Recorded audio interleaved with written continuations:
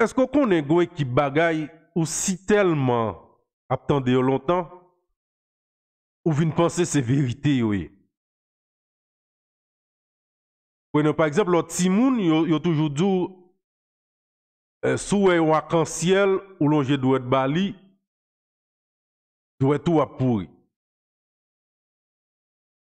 Yo dit les la pluie a tombé, soleil vient paraître, yo dit c'est diable qui bat madame. Yo ensemble de bagailles.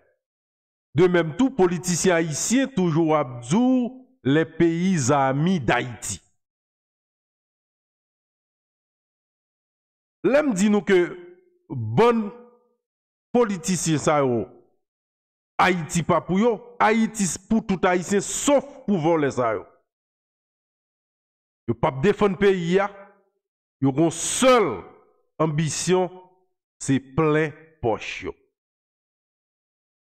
Qu'on y a là, yo vin plus à l'aise parce que yo gon ensemble de médias qui travaillent pour yo.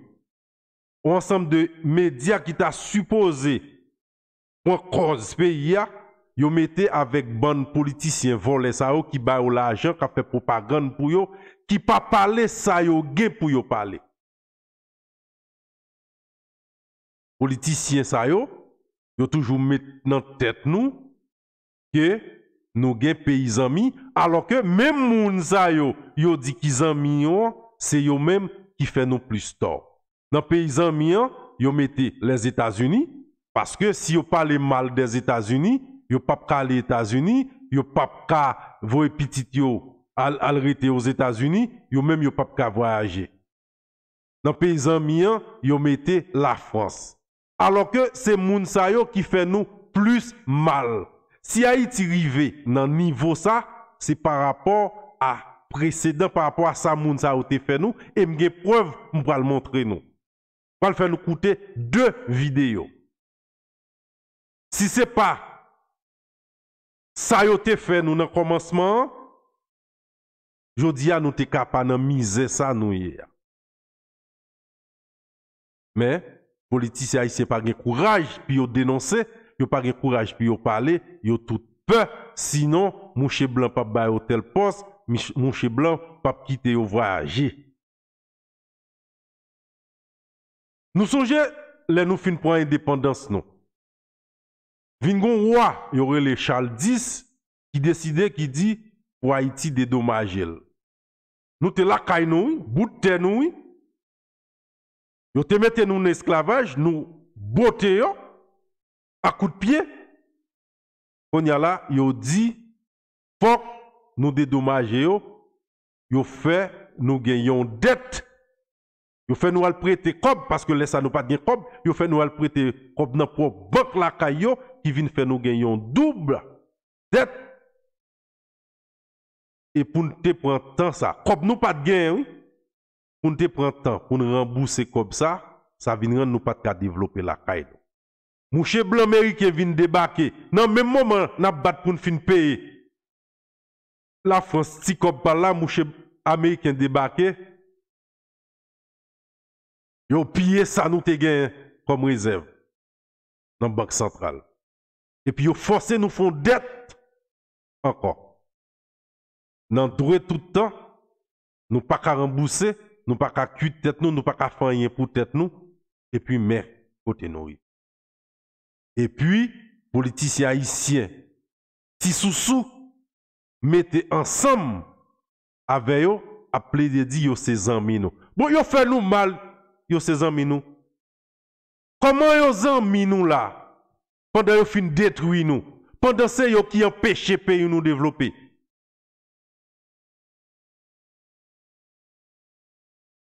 M'pas comprendre. Expliquez-moi. Gon seul politicien haïtien qui t'est tenté faire yon bagay, yo dit ou mettre dehors. Il t'a parlé de ça il est restitution quand il t'a calculé comme yo te fait nous payer dans moment qui vient au taux du jour qui vient égal à 20 milliards de dollars, la France dit ça pas passer. Yo mettez monsieur campé non. Seul monde qui te tenté faire ça. De nos jours, pays nous vient plus mal que janté. Moun en difficulté, gang et tout bagaille, moun pas ka vivre, pas gen route. Nous t'a bien aimé jouer une comme ça yo. Combien de politiciens haïtiens actuellement et même avant, depuis les anciens présidents, ça t'est tenté ça, qui j'aime parler en bagaille comme ça. Yo tout peur.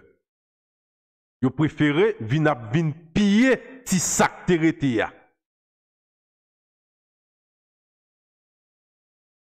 Son étranger qui fait un documentaire, qui fait une enquête sur ça a les dettes haïtiennes. Mais il y a un intellectuel haïtien qui dit non, pas de dette haïtienne. C'est forcé, yo te forcé nous. Si nous avons une dette, pour une dette, il faut te prêter, nous pas te prêter. Nous te la caille nous. Nous goumé, nous mettons blanc dehors et puis blanc dit faut payer. C'est forcé ou forcé. C'est casser coup au malheureux ou prend sale gain. Nous pas de dette. Non. D'accord avec Daniel Laferrière qui dit il n'y avait pas de dette de l'indépendance. Ils ont forcé mais nous, ils ont volé ça nous gagnons. Pas de haïtien. Pas de yon qui a courage pour parler de ça. Enquête la sortie. Journal en France même a parlé de l'enquête là. En Haïti, ou pas attendez parler de ça. Tout le monde peut. Et si tout Haïtien te mette comme une seule voix, tout politicien te fait une seule voix, une pression, nous t'a restitué nous l'argent nous te volé. C'est pas forcé, tout le monde va forcer pour quitter le pays. C'est pas action humanitaire, yo t'ava fait pour nous venir la caillou, venir après le travail, nettoyer toilette la caillou. C'est pas parti petit pays, t'ava parti pour courir, à quitter après l'autre côté. Après le point humiliation. Daniel Laferrière catégorique, il dit il n'y avait pas de dette de l'indépendance. Yo t'es juste forcé mais non. Si vous n'avez pas de chance, tendez dans les médias haïtiens, on peut le faire nous tendez. Pour un petit temps, écoutez. On va faire nous écouter enquête New York Times. Et puis, on va faire nous tendez Daniel Laferrière qui fait rectification. Il n'y avait pas de dette de l'indépendance. Nous pas prêter comme non mais la France. La France est juste cassée pour être nous pour le point ça nous te gagné. Et tout politicien haïtien, si volé, si vicieux ça yo tout peut parler, yo tout peut. C'est ça fait moi depuis on est dans politique oué, m'pas nan parler avant. Moi m'gè yon nan pi bon ami moi, m'en tande dans politique m'prend distance ensemble avec. M'pas nan femme moun ça yo. On nous écouter. C'est un petit pays qui concentre beaucoup de malheurs, d'ordre naturel tout d'abord, des séismes, des inondations à répétition. Haïti est également confronté à une classe politique parfois autoritaire, parfois corrompue. À cela s'ajoute une pauvreté, une insécurité qui fait que l'île se retrouve aux mains des groupes armés. On se demande parfois si Haïti n'est pas frappé par une malédiction. L'explication est peut-être plus terre à terre. Dans une série exceptionnelle, le New York Times publie une enquête sur l'histoire de la dette haïtienne et explique comment notamment, Haïti a été obligé de payer pour obtenir son indépendance de la part de la France. On en parle avec vous, Constant Méheux. Bonjour. Bonjour. Merci de nous accorder votre temps. Vous êtes journaliste au New York Times et vous avez donc participé à cette incroyable série, un long travail qui a duré plus d'1 an, je crois. D'abord, qu'est-ce qui vous a conduit à vous intéresser à Haïti et à l'histoire de sa dette ?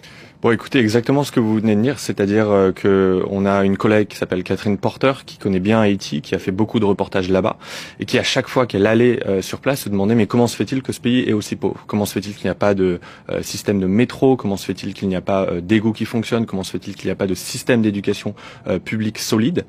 Et petit à petit, elle a entendu parler de cette histoire, cette fameuse dette de l'indépendance, qui est aussi une des raisons, en plus de celle que vous venez d'évoquer, mais qui est une raison qui, elle, a été complètement oublié. Et donc on a voulu revenir justement sur cette histoire de la dette d'indépendance, de voir comment est-ce que cette dette qui est unique, qui est un cas unique dans l'histoire, où un pays où les anciens esclaves vont finalement payer des compensations à leurs anciens maîtres, a finalement aidé à faire rentrer Haïti dans un cycle d'endettement perpétuel, infernal, selon certains historiens, et donc a impacté son développement économique. Alors tout commence 20 ans après l'indépendance d'Haïti. Le roi Charles X lance un ultimatum à la population. C'est soit la guerre, soit la bourse. Les Haïtiens vont devoir payer l'équivalent de 150 millions de francs à leur ancien maître. On verra que ça sera beaucoup plus au final. 150 millions, c'est colossal pour le budget d'Haïti à l'époque. Alors à l'époque, c'est colossal. On a quelques estimations du PIB d'Haïti en 1825 et ces estimations donnent un PIB à 50 millions. Donc on est sur une dette qui représente 3 fois le PIB du pays. Par ailleurs, le premier paiement, puisque c'était 150 millions qui devait à l'origine être payé en 5 annuités. Rien que le premier paiement représentait 6 fois les revenus publics du pays en 1825. Donc Haïti tout simplement ne peut pas payer. Et donc Haïti va être forcé de faire la seule chose qu'il peut faire pour payer, pour honorer sa dette, c'est d'aller emprunter auprès de banques françaises dès 1825. Ce qu'on appelle la double dette. Exactement, voilà. C'est ce qui va former la double dette, l'indemnité aux anciens esclavagistes français et le premier emprunt qui est contracté justement pour financer pour aider à financer le début de cette indemnité. Et au total, vous estimez qu'Haïti a payé à la France 560 millions de dollars, une somme qui a été détournée et qui aurait pu servir au développement de l'île. Exactement. 560 millions de dollars en tant que tel, c'est une somme qui reflète assez mal l'impact, je dirais, économique sur le développement d'Haïti. C'est très peu comparé par exemple au PIB d'Haïti actuellement qui est de 14,5 milliards de dollars. En revanche, il faut voir ce que ces 560 millions de dollars auraient pu permettre en termes de développement économique. Et donc on a travaillé avec 15 économistes là-dessus pour estimer qu'est-ce que seraient devenues ces sommes si elles étaient restées en Haïti. On est arrivé à une fourchette en termes de coût d'opportunité économique qui est entre 21 milliards de dollars et 115 milliards de dollars, c'est-à-dire entre 1 fois et 8 fois le PIB d'Haïti en 2020. 115 milliards de dollars, ça veut dire entre les remboursements de cette dette, des emprunts et donc le manque à gagner pour Haïti, c'est ça? C'est le manque à gagner, exactement. C'est exactement le manque à gagner, c'est-à-dire que pour cette fourchette, on a pris 2 hypothèses. Une assez conservatrice, qui est de dire si cet argent était resté en Haïti, il aurait grandi au même taux de rendement que le reste de l'économie. Donc pour ça, on utilise le taux de croissance réel du PIB d'Haïti. Mais beaucoup d'économistes nous ont dit, attendez, ce sont des sommes qui sont tellement énormes qu'elles auraient de toute façon boosté la croissance économique d'Haïti. Un peu comme en République dominicaine, qui partage l'île. Voilà, exactement. Et donc on a pris en fait la croissance économique moyenne du reste des pays d'Amérique latine, et en utilisant cette croissance économique moyenne comme taux de rendement pour ces sommes, on arrive à 115 millions. Et c'est vrai que c'est frappant, encore une fois, qu'on est sur la même île, un pays où il y a justement des réseaux de métro, des réseaux d'égouts, des écoles, et puis vous traversez la frontière et vous arrivez en Haïti où c'est une situation bien différente. Ce système, il a duré combien de temps? Alors, ce système en tant que tel sur la double dette, elle a été remboursée définitivement en 1888. Mais pour rembourser cette double dette, on l'a dit, Haïti a dû emprunter une première fois, puis a emprunté de nouveau dans les années 1870, en partie aussi dans l'espoir de pouvoir rembourser cette double dette. Les ressources avaient été tellement, je dirais, pompées aussi par ces paiements à la France que Haïti a dû ensuite emprunter de nouveau à la fin du 19e siècle. Et donc la mainmise financière de la France sur Haïti, elle a duré jusqu'à la fin du 19e siècle, au moment où les États-Unis sont devenus, je dirais, la puissance dominante. Et avant l'arrivée des Américains, il y a eu une banque française aussi qui a mis la main sur le trésor haïtien. Le Crédit industriel et commercial, exactement. Le CIC. Le CIC, voilà. En 1875, le CIC est derrière un prêt qui va être justement accordé à Haïti, en partie à l'origine justement pour aider à finir de rembourser cette double dette. Et c'est surtout en 1880 que le CIC rentre véritablement en Haïti en créant la Banque nationale d'Haïti, qui est censée justement aider le développement économique d'Haïti, mais, et c'est ce que montre notre enquête, va surtout en fait enrichir les actionnaires du CIC et les investisseurs qui ont été ramenés par le CIC dans cette affaire plutôt juteuse pour eux. En 1914, donc Haïti continue de payer sa dette à la France, finalement indirectement. Et puis le pays voit arriver les Américains. C'est un nouveau cauchemar qui commence, un nouveau pillage. C'est un nouveau pillage, et surtout ce qui est intéressant, c'est qu'en fait les Américains vont en un sens perpétuer le système qui avait été mis en place par les banques françaises, à savoir prendre le contrôle des finances haïtiennes, imposer des taxes qui sont très importantes, et surtout imposer un nouvel emprunt en 1922 à Haïti. Derrière les Américains, il y a la National City Bank, qui est l'ancêtre de Citigroup, qui est cette banque américaine aujourd'hui bien connue. Pendant 10 ans, on va avoir quasiment un quart des revenus publics d'Haïti qui vont être transférés à la National City Bank, puisque c'était elle qui avait le contrôle sur un emprunt qui avait été imposé par Haïti. Par les États-Unis. Par les États-Unis, Haïti en sortira exsangue. Revenons à cette affaire de la double dette en France. Ce qui est intéressant, c'est qu'il y a un président haïtien qui a demandé réparation au début des années 2000, Jean-Bertrand Aristide, qui réclame plus de 21 milliards de dollars. Il n'y aura pas de suite, à part que lui a été destitué? Tout à fait. On est en 2003, c'est un discours en avril 2003. Jean-Bertrand Aristide frappe un grand coup en demandant justement ces remboursements à hauteur de 21 milliards de dollars, ce qui aujourd'hui serait plutôt de l'ordre de 30 milliards de dollars, en dollars actuels, si on prend en compte l'inflation. Immédiatement, la France va réagir. On a interrogé beaucoup d'ambassadeurs et de diplomates français en essayant d'étouffer tout simplement cette demande de remboursement. Une commission va être créée pour officiellement travailler sur les liens entre Haïti et la France, mais va y avoir également une mission, elle qui n'est pas officielle, qui est précisément de faire en sorte de mettre de côté cette demande de restitution. S'ensuit l'année 2003, Haïti est plongé dans une crise politique très violente. Des groupes armés montent dans le pays. Le président Jean-Bertrand Aristide est accusé de violer un certain nombre de droits humains, d'avoir des gangs qui sont à sa solde. Donc on a une situation qui est très compliquée. Les États-Unis et la France, en février 2004, vont finalement exiler le président haïtien en Afrique et ont toujours nié que c'était un coup, ont toujours nié aussi qu'il y avait un lien entre la demande de restitution et cette opération. Un ancien ambassadeur français, ambassadeur à l'époque, nous a cependant dit que pour lui, cela était précisément un coup. Et lorsqu'on lui a demandé s'il y avait selon lui un lien entre la demande de restitution et ce coup, il nous a répondu qu'il y avait probablement un peu un lien. Et tout cela est à lire dans le New York Times, en français, en anglais et en créole, je crois aussi, puisque vous avez tout traduit et diffusé dans un grand journal haïtien pour que la population puisse... Le Nouvelliste, voilà. Voilà, le Nouvelliste, pour que la population haïtienne puisse avoir accès à ces révélations. Merci infiniment, Merci. Constant Méheux, journaliste au New York Times, de nous avoir éclairé. Il n'y a pas de dette de l'indépendance parce que l'indépendance haïtienne a été faite de manière implacable, intraitable. Il y a eu guerre coloniale et Haïti a chassé l'armée napoléonienne du territoire haïtien. C'est des décennies plus tard que Charles X, voulant à négocier quelque chose pour se faire payer parce que, enfin, disons, manipulant la scène politique internationale, disant qu'Haïti ne pourrait pas entrer dans le commerce international s'il payait pas cela, a forcé à la jeune République déjà pauvre à payer cette, pas cette dette, à payer une réparation qui est une invention du colon, du chef, du maître.